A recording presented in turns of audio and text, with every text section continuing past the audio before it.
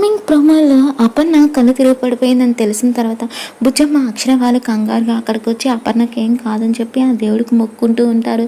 ఇక బుజ్జమ్మని చూసిన రాజీ ఏమో నువ్వెందుకు నా ఇంటికి వచ్చావు అని చెప్పి అరుస్తూ ఉంటుంది. ఆ తర్వాత సర్లే ఎంతైనా తను నీకు కూడా కూడలే కదా ఉండు అని చెప్పి ఒప్పుకుంటుంది రాజ్యం. ఇక ఆ అపర్ణకి ఏం కాలేదండి, మీరెవరు టెన్షన్ పడకండి అని చెప్పి అంటూ ఉంటారు డాక్టర్ మీరు చెప్తుంది నిజమా అని చెప్పి అంటూ ఉంటే, మరి ఎందుకు తన కళ్ళు తిరిగి పడిపోయిందని చెప్పి రాజ్యం అడుగుతుంది. మీరు నాన్నమ్మ కాబోతున్నారు అని డాక్టర్ చెప్పగానే ఇక అక్షర, అరవింద్, బుజ్జమ్మ అందరూ కూడా హ్యాపీగా ఫీల్ అవుతూ ఉంటారు.